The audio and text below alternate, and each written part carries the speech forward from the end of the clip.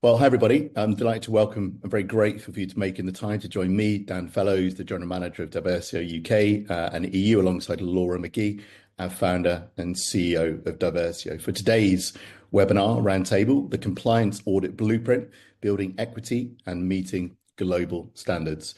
During our live and on-demand webinar, this session will explore strategies for building equitable, informed and legally compliant teams by integrating affirmative action compliance with DEI efforts. We'll learn how to conduct effective DEI compliance audits to meet global regulations across the US, Canada, UK, and EU. You'll be gaining practical insights and experience to improve policy alignment, strengthen regulatory confidence, and safeguard your organization's reputation. First and foremost, we have to send apologies. Our legal expert, unfortunately, we got an email during the night saying they were taken unwell and they just wanted to send their apologies. But I do believe my co-host, Laura, I believe you have some legal background, Laura. I do indeed. I have a law degree, so very happy to pull in it for this session. Okay, fabulous.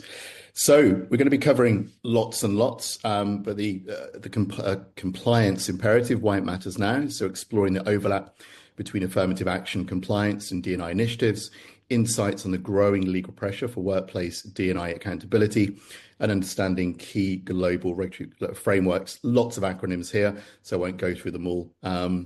Laura, would you like to briefly introduce yourself or take as much time as you want? Absolutely. So I'm Laura. I'm the co-founder and CEO of Diversio.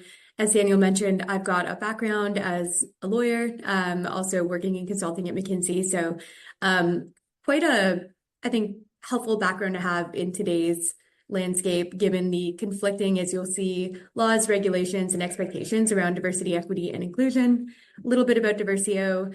We're 7 years old, a company that combines the best of technology and artificial intelligence with deep human expertise around people and culture to create a platform that helps organizations really optimize their performance by tapping into the power of their people. And that means all of their people, from all of their diverse backgrounds and experiences. How do we create a culture that keeps people motivated, keeps them performing? And what we have been spending a lot of our time on recently, and then I'll turn it back over to Daniel for a quick intro, is helping organizations manage what feels like a watershed moment for diversity, equity, and inclusion in the global landscape. I'll reverse back to why we don't actually see it as that much of a shift, but it certainly feels that way from what you hear in the media. And so the genesis, the kind of impetus behind today's webinar is to help folks understand what is the compliance landscape. It feels like the rules have suddenly changed. What are the laws that are in place and what are companies expected to follow, particularly those that might operate or engage or sell or employ internationally? So that is why I've invited my fantastic regional manager Daniel Fellows to join us to give us a view from across the pond. So Daniel, do you want to give just a quick introduction? Yeah, I'm the General Manager of Diversio UK and EU, leading our company's expansion over here. I was previously founder and CEO of a company called GetOptimal, which was a software engineering company building equitable solutions for companies worldwide. And previously I worked, which seems a lifetime ago, marketing director at Indeed.com. What was the phrase? One search, all the jobs. Wasn't true. I also worked at Vodafone and Microsoft as well. And yeah, delighted to be here today. We've had so many queries from our customers, our partners, where we've been supporting them through January, February, March. And yeah, really looking forward to getting some great insights and some questions today. Great. I won't introduce myself or review our disclaimer, except to say, although I'm a lawyer and we do a lot of legal advisory work at Diversio, this webinar is not legal advice. However, very happy to chat further with anyone after the call. Okay. This is a table of contents. Really what we're trying to do today is cut through the noise, try and find some signal, some information, some data on what companies should be thinking about right now amid the I'm going to say media landscape. Some people might use a less favorable term, where it feels like every other day there's a headline about DEI being under attack. And so what we'll do, having reviewed compliance, is take a look, number one, at the US. While I'm sure many of you are not dialing in from the US, it can't be ignored that that's shaping the conversation internationally, at least in some way. And so we'll look at what's actually happened, what the Trump administration has really done, and how things have changed. And then we'll take a detailed look at Canada. I know a lot of you, we looked at the analytics previously, are dialing in from Canada. And then Daniel will take us through the rest of the world. Next thing we'll do, and this is on request from a lot of our participants, is take folks through an audit blueprint. So I'm sure many of you are having conversations with your executive teams. Like, what do we literally do right now? What do we need to change, if anything? And so what we'll do is take you through the process of how to think through tactically your current state programs and policies, what might be on-site, what might be off-site, and then how to adapt. And then finally, lots of time, hopefully, for Q&A and discussion. We would love for this to be kind of a safe space for you all to chat. We're having a lot of conversations, closed door and open door, to help one another navigate. So we'll try and save lots of time for that. Okay. Let's start with the compliance imperative. Probably if you've dialed in, you don't need to be convinced that now this is a transformative moment for diversity, equity, and inclusion compliance. And there's a lot more complexity than we've really ever seen before. So Black Lives Matter, Me Too really prompted regulators and governments to take action. Government moves slowly, and so we're starting to see the manifestation, the implementation of a lot of those legislative developments. And so DEI is no longer optional, but how you do DEI is complicated. And so we're seeing a combination of administrative orders in the US, which seems to be threatening or dismantling DEI, juxtaposed against Europe, which is now moving to the execution implementation phase of a really comprehensive framework requiring DEI reporting. And then you have places like South Africa, places like India, Argentina, of course, Canada, that have taken even slightly different approaches. So what we want to do is, again, bring a little bit of clarity to this landscape so that you can make decisions. Let's start with the context. I was very, I think, rightly and graciously reminded by Purva before this call that not everyone is from America, but I think everybody is interested in what's happening in America.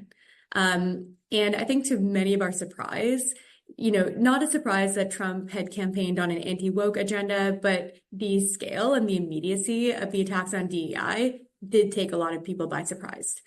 And so one of the first things that the Trump administration did, and the president himself, was issue an executive order restoring merit-based opportunity, was the title of the executive order.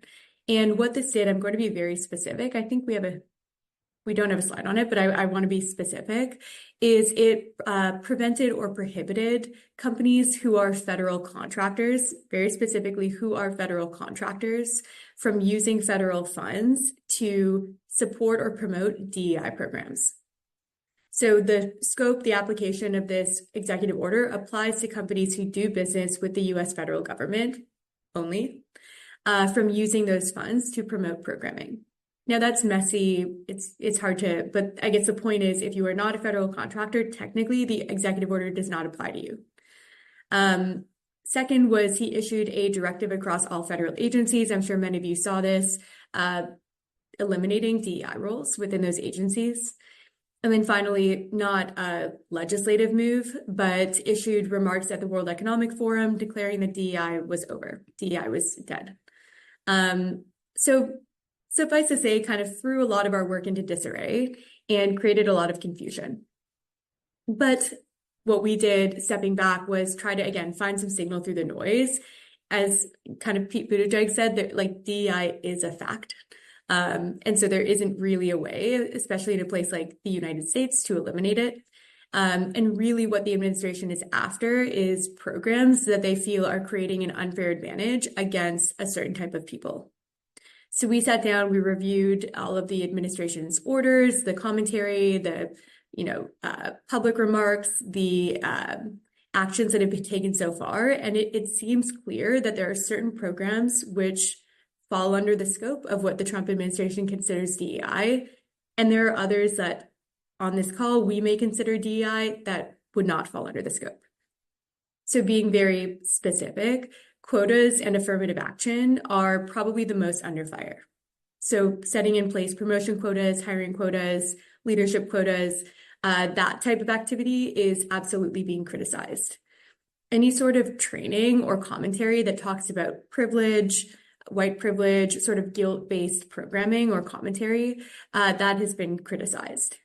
And then kind of separately, relevant to some of you, supplier diversity programs, to the extent that they're seen as a form of quotas or affirmative action, those also have come under fire. Shifting gears, we advise literally thousands of companies on DEI. The programs and practices that are most common, most popular, most embedded, we think are safe. So for example, cultural improvement initiatives, so team building, creating an environment of respect and openness and innovation, that's protected. That should not come under fire. Workforce optimization, so using data, for example, to track promotions, to track representation, understand attrition, things like that. Anything data-driven, where you're simply analyzing the state of play in the company to understand gaps, that should be safe. Skills building, similarly, which acknowledges that different groups may have different starting points. So think AI adoption should be safe. And then finally, again, anything that uses metrics around employee engagement, even if there's a demographic overlay, that does not seem to be under threat. At the same time, and I'll go quickly, there is an entire landscape of laws and regulations that are still in force in the US that are not executive orders. They're congressionally passed and approved. So think EEO reporting, equal employment opportunity reporting, think Title VII, the Americans with Disability Act, et cetera, requiring fair and equal treatment. A number of states and municipalities have implemented additional regulations. Most recently, the state of California is requiring investors to collect portfolio company demographic data, very wide-ranging, coming into force this year. And then finally, employers are still required to maintain a workplace that's free from harassment, violence, and toxic behavior. So there may be challenges from the administration, but there remains a number of obligations that require companies to maintain a diverse, equitable, and inclusive workplace. Okay. I won't go too far down the prediction route. What we thought might happen, and we're starting to see, is that the Equal Employment Opportunity Commission may be used for alternative purposes. So rather than historically, for the past, call it 5 or 6 decades, the commission has been used to eliminate or prohibit or prosecute things like sexual harassment. We're starting to see indications that it will be used to prevent reverse discrimination. So what this means for companies is that again, ensuring that programs are equitable, open, their purposes are clear, will help mitigate risk of any sort of enforcement action. But at the same time, important to note that the executive orders I mentioned earlier are making their way through the courts. Lots of challenges have been levied against, particularly the first executive order. It's vague, it's overbroad, it's ambiguous. At least one federal court judge has agreed and partly stayed the order, which means stopped its enforcement temporarily. That's been lifted, again, temporarily as the case moves through. The point is that a number of legal experts, and I tend to agree with the assessment, don't believe that that executive order is constitutional. So the enforcement is in question. So that's the US kind of elephant in the room. For those of you dialing in from Canada, I today am in Toronto. We're seeing something very different. So this is a bit of my personal commentary, but by the end of last year, I was sensing a bit of anti-woke sentiment in Canada. So a bit of a backlash beginning to occur in Canada, similar to what we were starting to see in the United States. What we've experienced and sort of heard from our clients very loud and very clear is that, particularly in a context where Canadians are feeling under threat from the United States, that anti-woke sentiment seems to have receded. And what we're seeing is that the Canadian leaders and CEOs that I speak to are doubling down on what they see as Canadian values, which are historically defined as things like diversity, things like inclusion, things like belonging. And so it's been an interesting kind of cultural swing that we've observed, where every Canadian company that we've spoken to, really without exception, has said, we're not going to retreat from our DEI commitments and our values. simply because the United States president tells us to. So there's been a bit of a kind of patriotic doubling down. Not to mention, inclusion is embedded in Canada's legal framework. We've got some interesting legislative developments that happened in the 60s and the 70s that set the standard for a lot of other countries. We've also have a history of slightly more muted, but absolutely social movements and corporate expectations. So Me Too, of course, had a big impact in Canada, Black Lives Matter, Indigenous reconciliation. We've got strong legal foundations, but they don't go as far as places like South Africa. So reporting is mandated if you're a federal contractor. There are DEI requirements, but we've seen a lot of actually investor and stakeholder pressure. So one example is Share, the stakeholder shareholder group that owns a large percentage of equities in the Canadian banks. You may have seen it's been very active on asking the banks to conduct racial equity audits, for example. That pressure has actually not receded this year. We saw just last week that same shareholder group challenged Scotiabank and received twice as many votes in favor of their proposal for a racial equity audit at Scotiabank as they had previously at the height of Black Lives Matter. So we're seeing some really interesting cultural developments, evolutions. So that's, maybe my interesting social commentary, but what are we looking at from a legal perspective? Biggest one probably is the Employment Equity Act, which removes barriers for certain groups. We've got the Canadian Human Rights Act, of course, the Pay Equity Act, requiring equal pay for equal value. Bill C-25 is a newer regulation requiring the disclosure of board and executive diversity policies. And then at the provincial level, we've seen at least 3 of our biggest provinces add rules on discrimination and harassment. What do we see coming down the pipeline? Of course, it's always hard to know, but the trends are looking like greater transparency requirements. So again, this is coming from both the government and also investors. So the large institutional investors like the pensions, et cetera. So stronger mandates for diversity reporting and corporate disclosures. We're also seeing hints that other provinces may follow Ontario when it comes to pay equity enforcement. Really interesting, especially as Canada hosts the G7 this year with a strong focus on AI, is looking at bias in AI-supported hiring. We've got an expert on the line, Daniel. This is all he did at Get Optimal, so I'm sure you'd be happy to chat. And then, of course, finally, very important given Canada's history is Indigenous reconciliation. So that is manifesting in a number of ways, both government prioritized and promoted, but also we're seeing a lot of social developments where companies are asking, what can we do on a personal level? So things like land acknowledgements to begin to indicate at a ground level that that is an important priority. Okay, Daniel, I will hand it over to you. Why don't you cover the rest of the world in 10 minutes or less? I'll do my best. I was actually getting a coffee yesterday lunchtime in London Bridge in a coffee shop, and there was a couple in front of me with a couple of kids, and they ordered, and I noticed on their bags, on their rucksacks, they had the Canadian leaf on it. So I was like, oh, I work for a Canadian company. And he said, oh, actually, no, we're from California, but we wanted to cover up our stars and stripes. So actually his wife sewed the badge onto all of their bags, so people thought they were Canadian. And I said, wow, that's staggering. He said, yeah, we're horrified, we're embarrassed what's going on as well. So we didn't want anyone to identify us. We went to Paris, we had a few issues, so with people not welcoming Americans there. So yeah, no, that was just a rest of the world comment.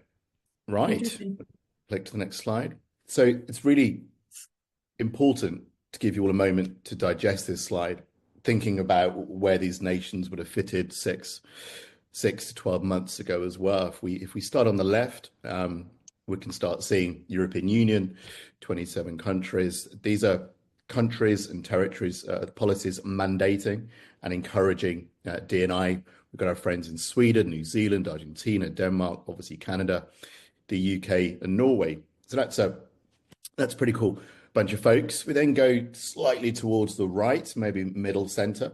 We've got a far-right government currently in Italy and also Turkey as well that are putting restrictions, particularly around same-sex and particularly around LGBTQ plus. And then if we take a moment just to look at those badges on the right-hand side, these are countries with the policies which are actively, really important, actively prohibiting D&I policies. So we see countries like North Korea, Afghanistan, Saudi Arabia, very, very strict gender segregation, regardless of how many sporting activities they promote. We've got Iran, we've got Uganda, we've got Russia, laws banning LGBTQ plus and propaganda. We've got restrictions on feminist organizations, increasing physical and verbal and online hostility towards minority groups. We've got China, very, very heavy censorship, really of everything, to be honest.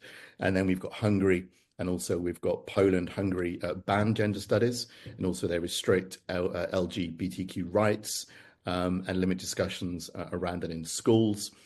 And then we've got the United States, certain states and federal actions, obviously, as Laura amazingly just articulated there, under Trump, and potentially again executive orders removing D&I offices and restricted race-conscious policies, and several Republican states have passed laws banning D&I programs in public institutions. But I think just looking at that visual, it says everything from where we are currently in terms of the global picture. But we'll dive into a few examples. Obviously, I'm based here in London with a team looking after UK and Europe. If you flip to the next slide, Laura, we can see the countries that are actively mandating, but also encouraging. We've got the UK, the gender pay gap. Laura's already talked through some of the Employment Act in Canada.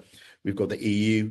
We've got acronyms like the CRSD and the ESRS guidelines, which mandate up to 16 to 25 different areas where companies have to report on, which I'll go through in a moment. And then we've got Norway, Sweden, Denmark with gender quotas for corporate boards and strict anti-discrimination laws. We do work with a lot of companies over in Norway, Sweden, and Denmark, which is delightful.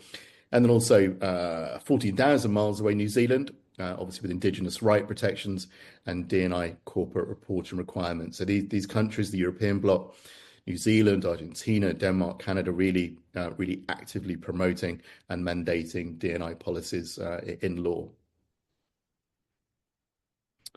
So some of the guidelines that companies in the EU are required to adhere to, it's coming into force this year, 2025. There's a series of very expensive fines that range from 1 million euros up to 10 million. But it's obligations around workforce diversity and inclusion, equal opportunities, working conditions, non-discrimination and harassment, human rights due diligence, career and training development. And I think what Laura's been speaking to previously, all of this is really centered around data. Obviously, that's what Diversio is famous for, around collection and data piece, but it's about collecting and reporting on these incredibly important elements within the business and the organization. And companies aren't doing this when they're audited, when they have to present from a compliance and audit perspective, will obviously face not just financial penalties, but also real challenges in terms of reputational damage, which often can be much more expensive than actual monetary fines. So in the UK, there's heaps of stuff going on at the moment, but we've got the Labour, which is our government, traditionally left-wing. Their rights bill will open businesses up to adverse findings of discrimination in courts. The Employment Rights Bill is a sort of an adaptation, an amendment to the Workers' Protection Act of 2023, which in itself is an amendment to the Equality Act passed by the coalition government way back in 2010. The new employment bill will prevent companies from joining a US rollback of diversity and inclusion policies. I know some of you, particularly the Canadian folks or Americans, you work for global organizations, so it's good to get this context from your colleagues. Glenn Dobby, who is on the news most days, has warned businesses that no company in Great Britain operating lawfully should follow the US example. We consider that it will create more legal risks for British employers to roll back D&I initiatives. And this is echoed, and we could have done 27 different slides on all of the EU. We're not part of the EU, of course, but we're very closely related to the EU. In Germany, D&I compliance is governed by a combination of national legislation and European directives. The Federal Ministry, or the acronym, the BMZ, is one of the key organizations across Germany. The key areas include General Equal Treatment Act. The act prohibits discrimination based on race, ethnic minority, gender, religion, belief, disability, age, and sexual orientation. Similar to Canada, Transparency in Wage Structures Act enacted in 1917. The law aims to promote pay parity between men and women, and also Germany, as being one of the strongest countries within Europe, is part of the EU directives, which has the reporting obligations under the CRSD and the ESRS directives. And then in France, which is just an hour over the road from, Sweden, which is 3 hours.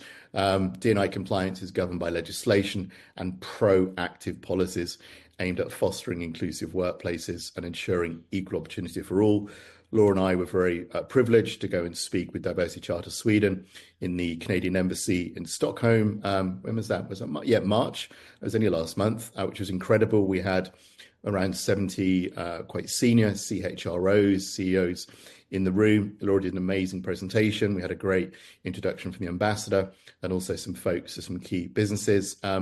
But yeah, in Sweden, Laura, they're almost aghast, aren't they? They just can't believe this isn't just part of everybody's fundamental daily life. But it was incredibly affirming and in some aspects quite emotional to see the absolute passion, the intentionality, and also the commitment these super huge Swedish organizations have got to really continue on this path forward.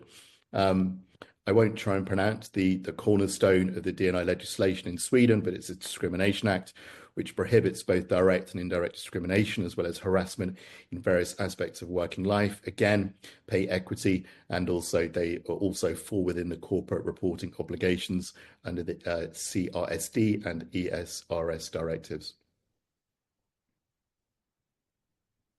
I'm maybe just veering away from the content, a couple anecdotes that really stood out. So I'll talk about Sweden for a moment. Daniel's right that we co-hosted an event. What really struck me after delivering remarks, which really focused on the business case for inclusion, I think that's what a lot of our US clients are asking for to defend what they're doing. The first question from the audience was a male CEO who said, I don't need to hear the business case. This is our values. And I think the word aghast is exactly right. There was a lot of surprise and confusion from the Swedish audience that the US would go down this route. One thing that came up frequently was Sweden and Canada share a lot, and that's I think why we were at the embassy in terms of values. One interesting sort of overlap is one of our speakers was Matt Sundin, who some of you who follow hockey may recognize from captaining the Toronto Maple Leafs, talking about how important inclusion is on the hockey rink and managing a team and how important belonging in that environment is, even in a sports context. So I think the anecdotes that we're hearing is, I think it is causing people this current moment to sit back and say, what is important and why? So we have a choice, which I'll come to in a moment. I like to say there is no risk-free option right now. If you are an international company in any regard, you have customers abroad, you have employees abroad, you market, or you are trying to grow your business abroad, there's conflicting rules. But it is a moment as you sit down and say, okay, as I look for the lowest risk option that makes sense for us, what am I trying to achieve and what kind of organization am I trying to build? And so that is the kind of, honestly, navel-gazing introspection that a lot of our clients are conducting right now together with their teams. And so what we've done and what we're doing is trying to help them think through it. And so we call it a compliance audit, which is a very boring way of saying, defining what's important and how you can set up a set of procedures, policies, and programs to achieve it. Understanding, again, no risk-free option. There are pressures from all sides, and you have to really optimize and find a ground that will help you keep running your company, keep running your business, and keep your people motivated. So how do we do this super tactically?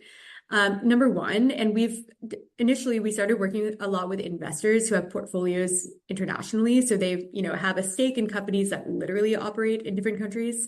But we're doing this more and more for enterprise clients and exporters. And so step one is understand, where are you operating? So again, where do you employ and where do you have customers? And understand what frameworks apply to you. So for example, the SRS, the EU regulation that Daniel mentioned, if you're a US headquartered company with a small subsidiary in Germany, it applies. So trying to understand what laws touch your business. Step two, understanding the federal requirements and obligations. So where do we operate, who do we employ, and then what specific regulations do we fall under? Are we supposed to comply with? So that's where I pull on the lawyer background, and then there's the business practicalities. And so typically when I talk to lawyers, I kind of stop at step 2. The reality is that organizations are complex, and anybody who's ever worked with people before, which is probably everybody, knows how important, frankly, the vibe is when it comes to your effectiveness and your success. And so the third thing is understanding what are the social and political expectations of the regions where you're operating. So what are the values, and what are the vibes of your customers, and what are the values of the societies in which you operate.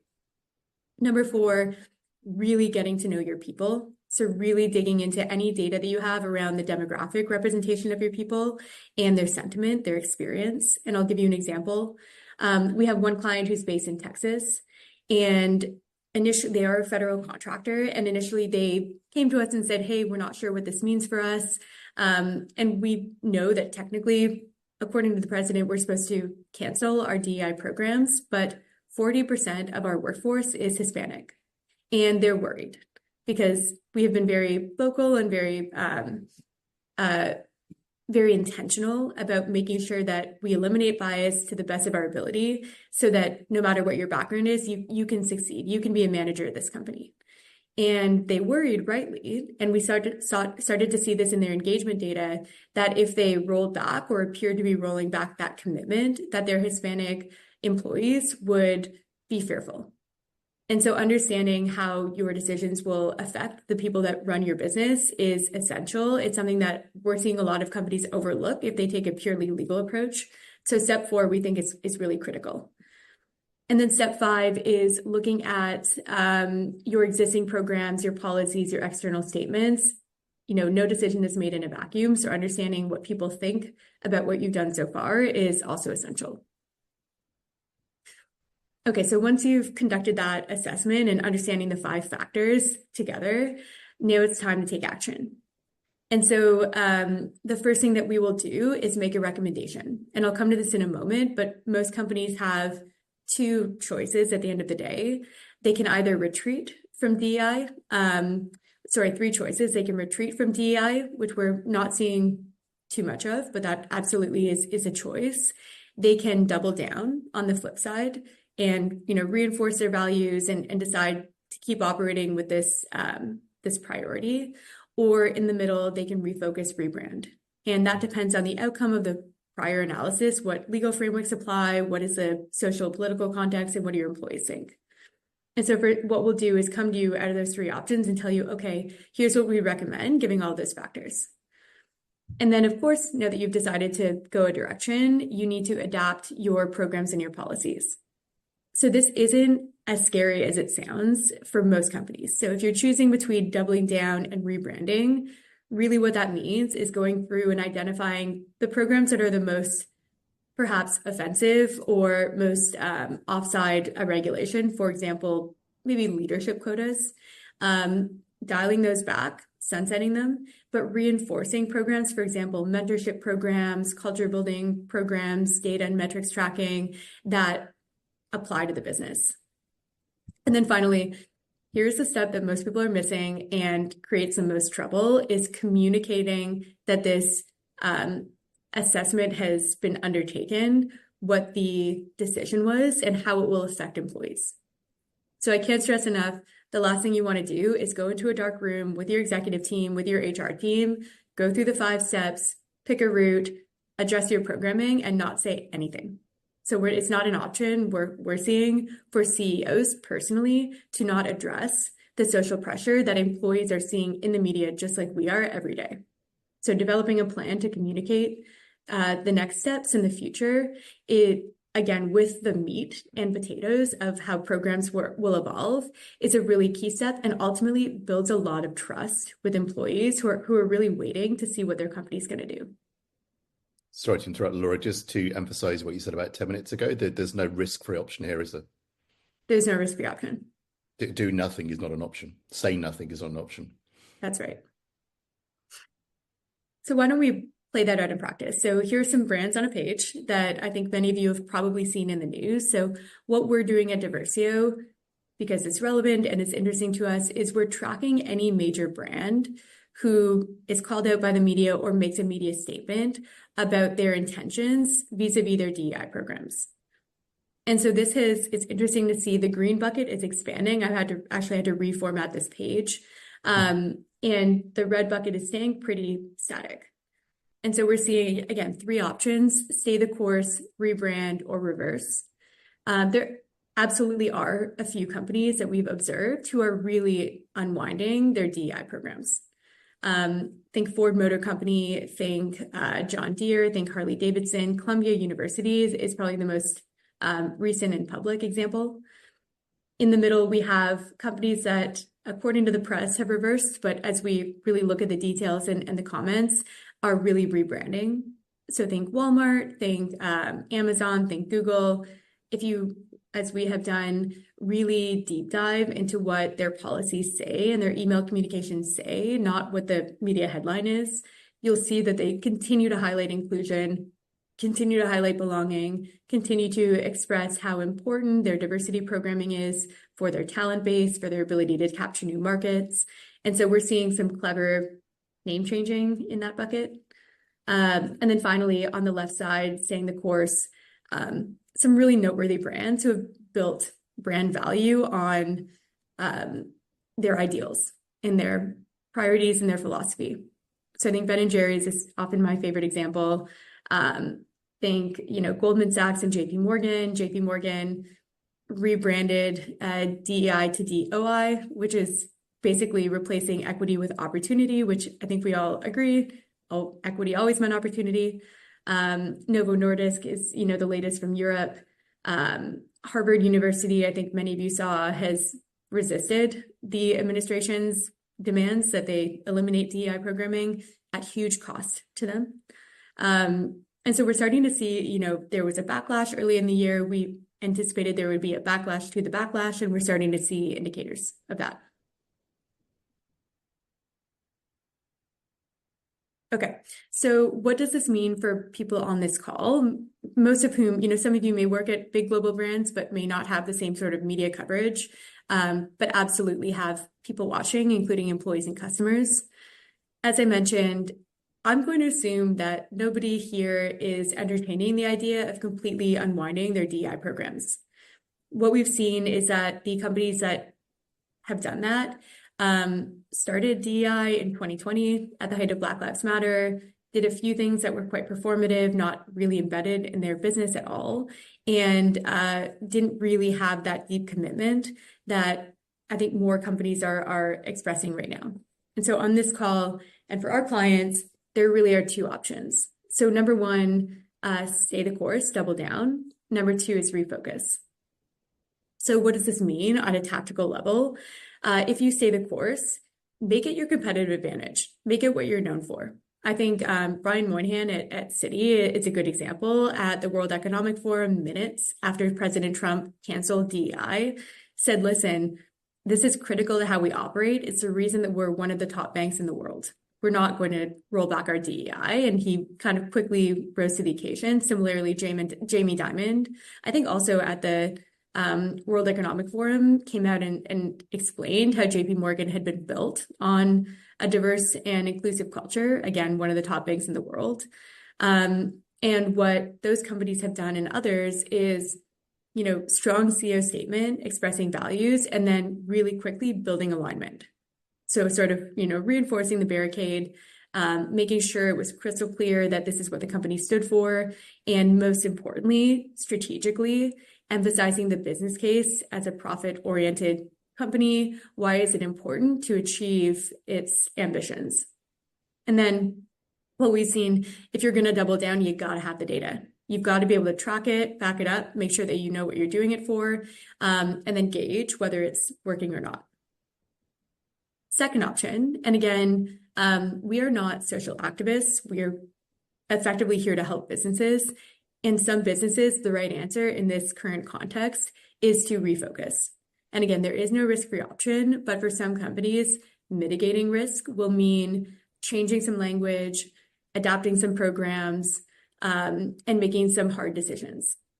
And so what this means, if you choose to refocus, is typically what you're trying to do in this bucket is maybe you're a federal contractor, maybe you're publicly known, maybe you have stakeholder or investor pressure to cancel DEI. And so the tactics is to reposition your programs under a broader cultural and workforce optimization program. So I think companies have changed their DEI language to, culture and belonging type thing. People and culture is something that we're seeing frequently. Shift your external messaging. Again, totally fine to continue to highlight how important culture is, but maybe candidly replacing the acronym. And then finally, most people need some external support to adapt messaging, compare it to peers, see what others are doing, try and take advantage of that umbrella effect. And so what does it mean? So if you want to stay the course, how do you execute this in practice? Again, as I mentioned previously, step one, create the business case. I actually think what a great opportunity to do this. The one thing that's the positive upside of this situation is that we're seeing DEI is back on the boardroom table. CEOs are thinking about it again. Executive teams are being forced to make a decision, which honestly is always a good thing. And so if you decide to double down, it's creating that data-driven business case, outlining the metrics, figuring out a way to track them on a regular basis, assigning accountability. Really, again, if you're going to say it's part of your business plan, make it part of your business plan. Step two, the storytelling and communication right now. I don't normally say this. I'm normally, get the substance right and then focus on how you communicate it. More important than ever. And that is largely because on both sides of the coin, employees are nervous and they're talking about this by the water cooler. So figuring out, again, how to take that business case, put it into language that's understandable and can be aligned around by people with diverse opinions on DEI, people for and against. That's an art. Lots of good examples, but that we're seeing is the key to successfully staying the course here. And then finally, tailoring your programs. Again, what a great opportunity to sunset things that were more frankly performative or tick box exercises, and then reinforce and double down on programs that employees are saying have really helped them. And then, of course, the second option, if you do want to pivot, again, mitigate that risk. And there's some examples on the top of the page. Rebranding DEI to culture for some companies makes a lot of sense and actually could better reflect what they're trying to do. So again, changing that language strategically. We are getting indications from the administration that, they'll look beneath name changes at the actual program. So it's not a foolproof option. But if you're looking to stay out of the Control F firestorm, this is honestly a smart way to go. Secondly, again, similar vein, storytelling is everything.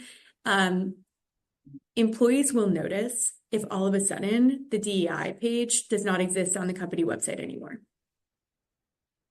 They will notice if the annual report comes out and suddenly the DEI commitment and priority and value has been deleted. So if you decide to refocus and rebrand, absolutely essential to communicate as soon as possible to employees that the commitment, the ideals, and the values of the company remain steadfast. And explaining to them like grown-ups that we live in a complicated environment and there are pressures and business imperatives. Here's why we decided to rebrand. Here's how we've done it. Here's how we're going to maintain our commitment to you. And so there really is nothing to be afraid of. Business as usual in a lot of ways. And then finally, like option one, data is everything, tracking is everything. I would say a little bit more important under this option to track employee sentiment and morale. And understand particularly for underrepresented employees if they're feeling unsupported, if they're feeling attacked, if they're feeling unsafe. I will pause there. Daniel, is there anything that you would add, challenge or highlight in the approach? No,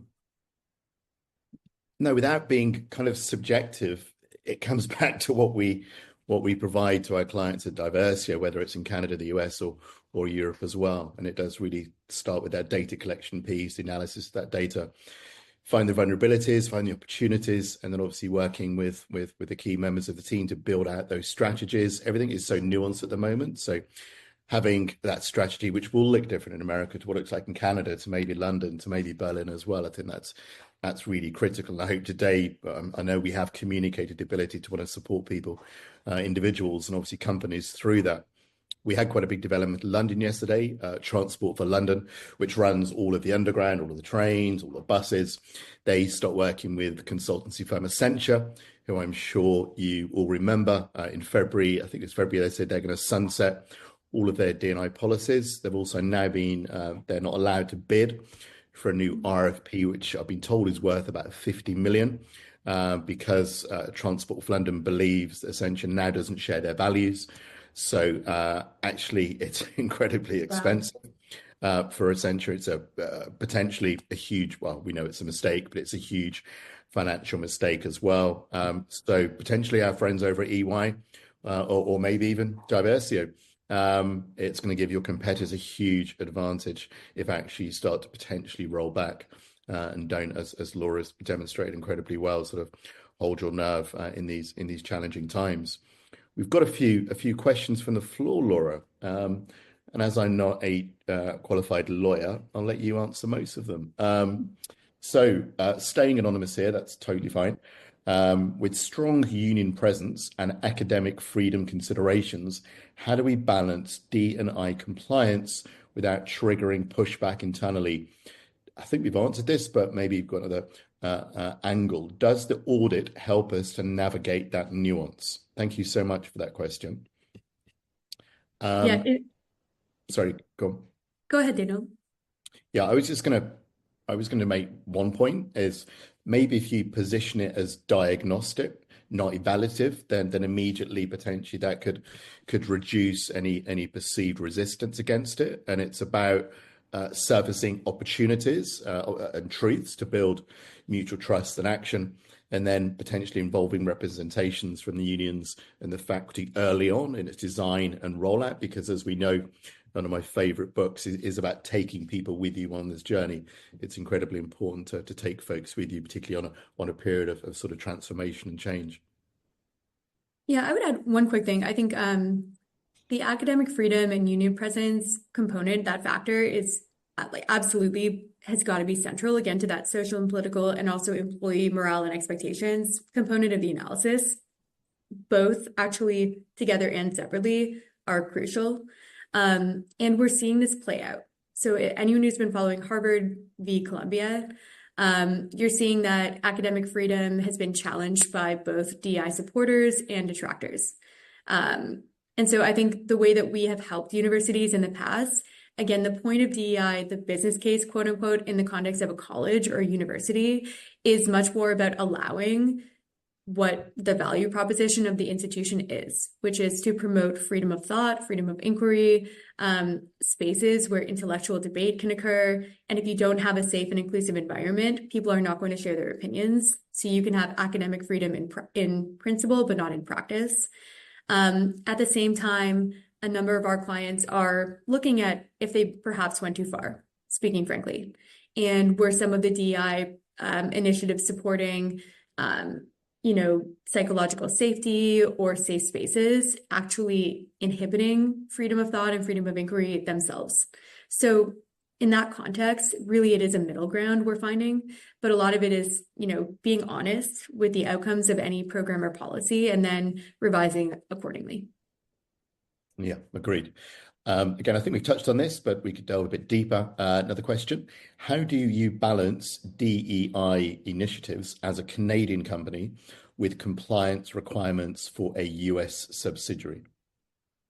Excellent question. I would say, again, break down to the framework, understand where you operate and how. So if you are a Canadian headquartered company, for example, with a US subsidiary that does business with the US federal government, that operates independently from the parent company, that's probably one approach, and that might be a pivot and rebrand approach for the subsidiary itself with a double down approach for the Canadian parent company.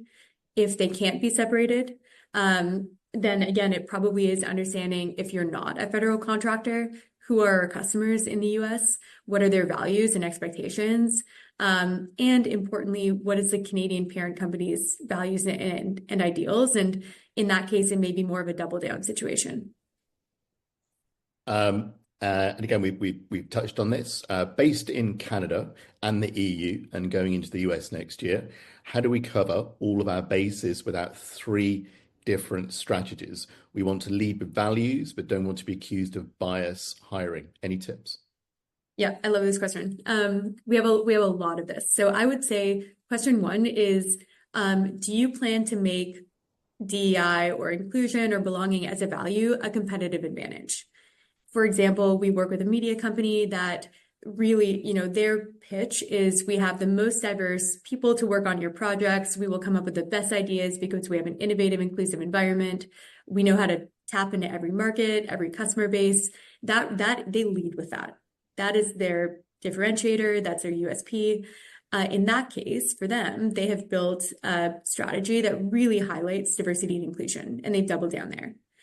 If it's not going to be part of your pitch, maybe you're a commodities business, maybe more goods oriented, maybe you don't worry about needing to attract a huge, and broad talent base. In that case, I would probably say something like, people and culture and belonging being the cornerstone of the programming, take the opportunity to look at the programs that actually affect experience. We find, for example, that targeted mentorship programs, strong and independent employee resource groups, strong anti-harassment policies and reporting mechanisms, like those really make a difference. We actually don't find that hiring quotas typically work. They can create a lot of backlash. So I think it's getting granular on the programming. Maybe it's people and culture as the overlay underneath it, 3 or 4 strong, high impact programs that are on side the executive orders. To me, that feels like a bit of a sweet spot. Cool. We've been reporting under the Employment Equity Act, so I think this is Canadian, for years, but now feels even more, it feels there are even more eyes on us. How do we share slow progress without it backfiring? Should we be aligning our reports with CRSD2? Potentially not, although you might have a European presence, or is that an overkill in Canada? So how do we show progress? How do we demonstrate difference, demonstrate business impact? Maybe it's on people or retention or maybe ROI. Yeah, great question. So in terms of progress under the Employment Equity Act, I'm going to be very frank, and this is only my opinion. Now is the time that it's not the time to criticize someone for slow progress if they're highly committed and they've prioritized improvement and they have a plan to do it. So I would say now, some of the spotlight is off companies that are slower to improve, provided that they maintain their commitment. In fact, they're getting extra credit for taking a stand in a moment where it feels like the entire framework of DEI is under threat. So I would say own it. If you're not seeing the progress that you would hope for in the past couple of years, own it. Ideally, you have a strong and authentic commitment from your executive team to do better and hopefully speed up progress, and you have a plan to do it. So I think if you come out and say those 2 things at once, I think you're going to get credit. In terms of aligning under ESRS and CRSD, if you plan to go into Europe, I would say why not? The frameworks are not so dissimilar. There's a bit more narrative required under EU reporting, but I don't believe it's overkill. If you do intend to do business in the EU, I think it's efficient. And I also think the current state, it's evolved hugely since January and February, but collecting data is always a requirement, regardless of which administration, which government it is in place as well. The final question, which was from 45 minutes ago, I understand that it's great that data collection has not been affected, but how does it affect companies when solutions for recorded gaps fall into those EDI initiatives that the Trump administration is going after? Yeah. Okay. So I'm going to repeat again, annoyingly at this point, there's no risk-free option, particularly when the administration does not seem to be constrained by the law. So it is possible that if you're a well-known company, you will be targeted by the government and you'll be dragged through the media only to have a court conclude you did nothing wrong.